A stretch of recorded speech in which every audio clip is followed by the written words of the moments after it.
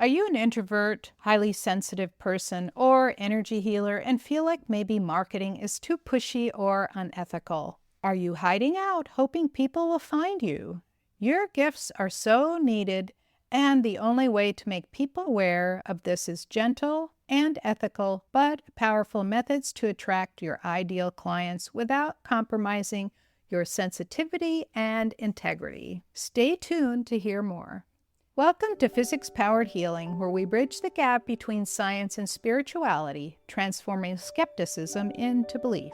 If you've ever felt misunderstood or undervalued for your healing gifts, this is the place for you. Unlike most healing podcasts out there, we believe integrating quantum physics with energy healing is essential to achieving profound and long-lasting transformation in your healing practice. Join me, Dr. Anastasia Chopelas, a physicist turned energy healer, to explore the scientific underpinnings of energy healing and make the mystical measurable.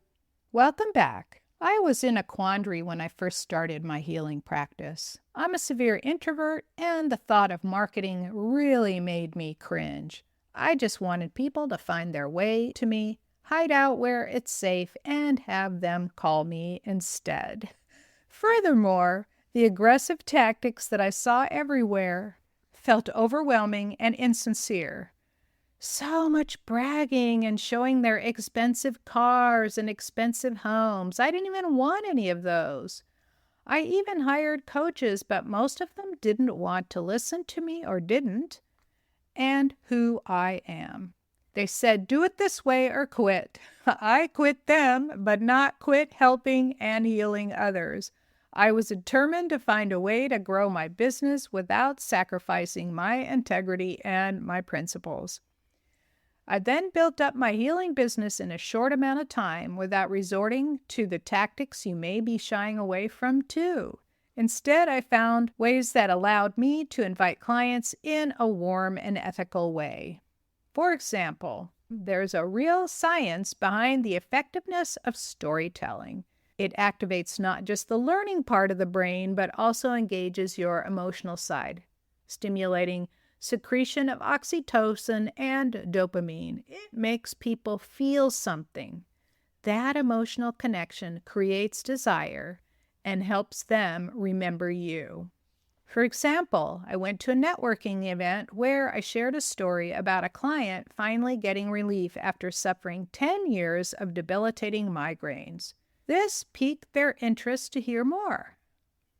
And I went further and said her migraines reduced so significantly that people at her job in the movie industry commented at how much better she was doing and even asked, "You're not having a migraine today?" And not only did the people in the room that I was speaking to take an interest, but people at her work also hired me for their issues. People with migraines or similar problems would see her story that I posted on social media, stop the scroll, and then go to my website to learn more and get in contact with me. They didn't all hire me, but a lot of them did. I know you have some stories too, probably some pretty amazing ones, I might add. And here are a couple tips of what to do with your stories. It's all too easy to forget the successes and remember the difficulties or failures. To avoid this, start writing down each success story and put it in a document to refer to, such as a Google Doc or on an organizing app like Trello. Keep a catalog of the notes your clients send you so you have the testimonials. Some of them will even write on social media. Make sure you copy those, note the link, and put them in your catalog of successes. It's easier to talk about what someone said about you than feeling like you're bragging about yourself and what you can do.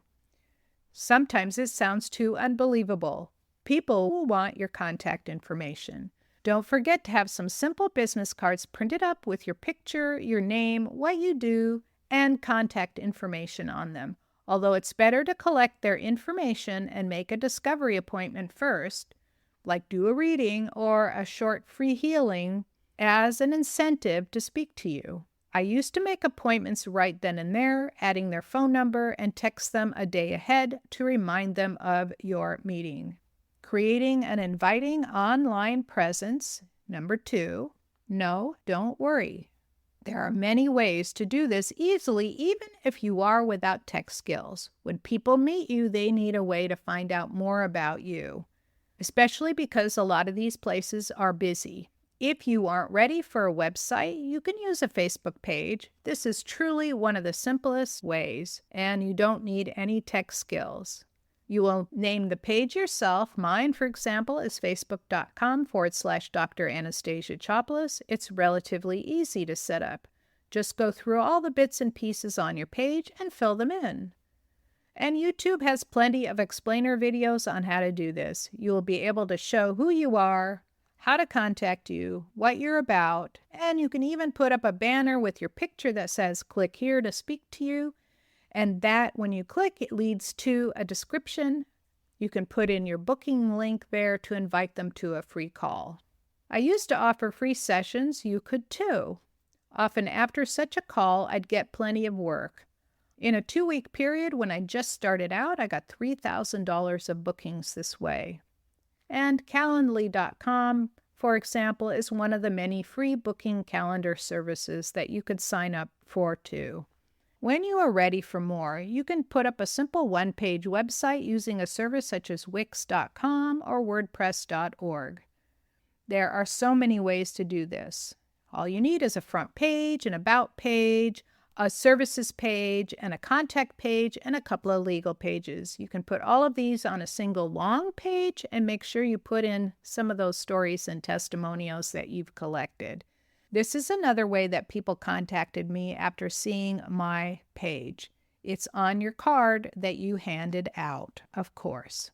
Choose a website name or URL that resonates with you. Some people put their first name and just add healing, like Anastasia Healing. I tried putting my whole name, but no one could spell it, so I used either scientifichealer.com or healersu.com. Make it simple, not long. It took me a long time to even want to go to networking meetings because I worked as a physicist and a researcher for 40 years, and it felt odd telling strangers I was an energy healer. I've had some strange reactions to that information, especially when I was meeting with new dating prospects and even some members of my family. I have some good news about networking meetings. The people you meet there are founders of small businesses that want to make their way into the community. They are out-of-the-box thinkers, otherwise they would have gotten 9-to-5 jobs. They are creative and open to new ideas. I found that I was welcomed there as a healer. I didn't talk much in the beginning, but I went to everything I was invited to get to know people and for them to get to know me. The purpose of going to these is not to sell them something. It's to get to know them, hang with them, get social with them, and ask them if they know people that can use your services and refer them people for their services. I attended these regularly once a week in 4 different locations. You can find them by looking up online. For example, a national organization that has this type of networking is the Women Network. And it's not just women. You can also find local places that you can speak at. Often the networking group will give you a short time to introduce yourself. A chiropractor's office, a healing center, they all are looking for people that can come and speak to them. Now that you have your stories and testimonials, this can be the content of your talks. And then give them ways to connect with you. You can offer a free gift during your talk, such as a free reading or healing session. This allows you to ethically collect their contact information so you can follow up. These are just a few of the hundreds of tips I have. What was your favorite? What would you like to hear more of? Do you have something that you do that works for you? Write to me at contact@healersu.com and we can talk about these together. If you found these tips helpful, please give it a thumbs up or 5-star rating, share it with your friends, and please subscribe to my channel for weekly updates and tips. I invite you to download my free guide of 26 stress relief hacks to find your inner calm. This is especially helpful for all you highly sensitive people and empaths to get to your parasympathetic or healing state. Go to healersu.com/stress-relief to download now. Tune in next week where I'll talk about creating a supportive workspace that allows abundance to flow to you. Yes, your workspace can stop that flow of abundant energy. Thank you for tuning in to Physics-Powered Healing. You'll find resources and show notes on our website at physicspoweredhealing.com.